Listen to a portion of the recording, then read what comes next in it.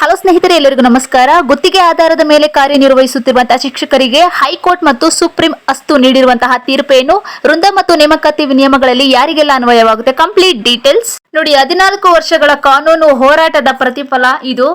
ಇಲ್ಲಿ ನೋಡಿ, ರಾಜ್ಯದ ಕಿತ್ತೂರು ರಾಣಿ ಚೆನ್ನಮ್ಮ, ಮೊರಾರ್ಜಿ ದೇಸಾಯಿ ಏಕಲವ್ಯ ವಸತಿ ಶಾಲೆಗಳಲ್ಲಿ ಹಲವು ವರ್ಷಗಳಿಂದ ಗುತ್ತಿಗೆ ಆಧಾರದ ಮೇಲೆ ಕಾರ್ಯನಿರ್ವಹಿಸುತ್ತಿರುವಂತಹ ಶಿಕ್ಷಕರಿಗೆ ಶಿಕ್ಷಕರ ನೇಮಕಾತಿಯ ವೇಳೆ ಕೃಪಾಂಕ ನೀಡಲು ಇವರಿಗೆ ಸುಪ್ರೀಂ ಕೋರ್ಟ್ ಸಮ್ಮತಿಯನ್ನ ನೀಡಿದೆ, ಅಂದ್ರೆ ಆದೇಶವನ್ನು ಹೊರಡಿಸಿದೆ.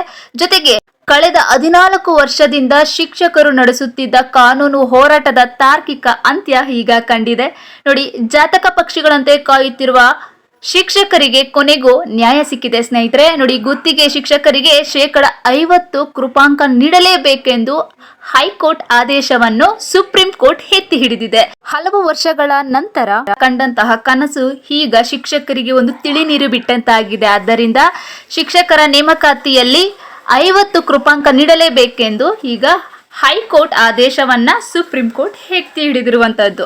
ನೆಕ್ಸ್ಟ್ ಹಾಗೆ ಸ್ಕ್ರೀನ್ ಅನ್ನು ಅಬ್ಸರ್ವ್ ಮಾಡ್ತಾ ಹೋಗಿ ಸ್ನೇಹಿತರೆ, ಬಹಳ ಇಂಪಾರ್ಟೆಂಟ್ ಆದ ಅಪ್ಡೇಟ್ ಅನ್ನ ಇಲ್ಲಿ ತಿಳಿಸಿದ್ದಾರೆ. ನೋಡಿ, 2011ರಲ್ಲಿ ವೃಂದ ಮತ್ತು ನೇಮಕ ನಿಯಮ ಜಾರಿಗೆ ಬಂದಾಗ ಕಾರ್ಯನಿರ್ವಹಿಸುತ್ತಿದ್ದಂತಹ ಗುತ್ತಿಗೆ ಶಿಕ್ಷಕರಿಗೆ ಇದು ಅನ್ವಯಿಸಲಾಗಿದೆ. ಇದು ನಿಮ್ಗೆ ನೆನಪಿರ್ಲಿ. ನೋಡಿ, 2011ರ ವೃಂದ ಮತ್ತು ನೇಮಕ ನಿಯಮ ಜಾರಿಗೆ ಬಂದಾಗ ಆ ಒಂದು ಅಡಿಯಲ್ಲಿ ಕಾರ್ಯನಿರ್ವಹಿಸುತ್ತಿರುವಂತಹ ಗುತ್ತಿಗೆ ಶಿಕ್ಷಕರಿಗೆ ಕೃಪಾಂಕವನ್ನ ನೀಡುವುದಾಗಿ ಹೇಳಿದ್ದಾರೆ ಸ್ನೇಹಿತರೆ. ಜೊತೆಗೆ ಹೊಸದಾಗಿ ನಮ್ಮ ವಾಹಿನಿಯನ್ನು ನೋಡುತ್ತಿರುವಂತಹ ಎಲ್ಲ ಟೀಚರ್ ಆಸ್ಪಿರೆಂಟ್ಸ್ ಇದೇ ತರದ ಲೇಟೆಸ್ಟ್ ಅಪ್ಡೇಟ್ಗಳಿಗಾಗಿ ನಮ್ಮ ವಾಹಿನಿಯನ್ನು subscribe to bell icon all in option ಅನ್ನು ತಪ್ಪದೆ ಸೆಲೆಕ್ಟ್ ಮಾಡಿ. ಬಿಕಾಸ್ ಇದಕ್ಕೆ ಸಂಬಂಧಿಸಿದ ಇನ್ನಷ್ಟು ಉಪಯುಕ್ತ ವಿಡಿಯೋಗಳ ನೋಟಿಫಿಕೇಶನ್ ಮೊದಲು ನಿಮಗೆ ರೀಚ್ ಆಗುತ್ತೆ. ನೆಕ್ಸ್ಟ್, ವಸತಿ ಶಾಲೆಗಳ ಉಸ್ತುವಾರಿ ನೋಡಿಕೊಳ್ಳುತ್ತಿರುವಂತಹ ಕರ್ನಾಟಕ ವಸತಿ ಶಿಕ್ಷಣ ಸಂಸ್ಥೆಗಳು ಸಂಘಕ್ಕೆ ಭಾರಿ ಹಿನ್ನಡೆಯಾಗಿದೆ. ಈಗ ಕೃಪಾಂಕ ಆಧರಿಸಿ ಅರ್ಹರಿಗೆ ಮಾತ್ರ ನೇಮಕಾತಿ ಪತ್ರ ನೀಡಬೇಕಾದ ಅನಿವಾರ್ಯತೆ ಎದುರಾಗಿದೆ ಅಂತ ಹೇಳಿದ್ದಾರೆ.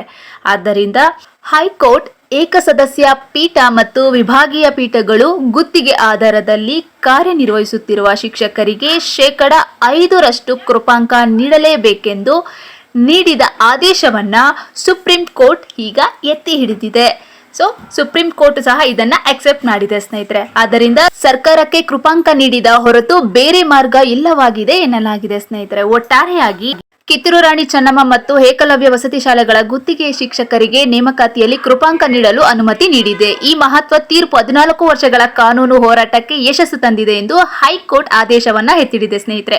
ಮುಂದಿನ 2 ತಿಂಗಳೊಳಗೆ ಕೃಪಾಂಕ ನೀಡುವಂತೆ ಹೈಕೋರ್ಟ್ ಆದೇಶಿಸಿದ್ದು ಸುಪ್ರೀಂ ಕೋರ್ಟ್ ಸಮ್ಮತಿಯನ್ನ ನೀಡಿದೆ. ಇದರಿಂದ ಸಾವಿರಾರು ಶಿಕ್ಷಕರಿಗೆ ಎಷ್ಟೋ ಪ್ರಯೋಜನವಾಗಲಿದೆ ಅಂತ ಹೇಳ್ತಾ ಈ ಒಂದು ಮಾಹಿತಿ ನಿಮಗೆ ಉಪಯುಕ್ತವಾದಲ್ಲಿ ತಪ್ಪದೇ ಶೇರ್ ಮಾಡಿ.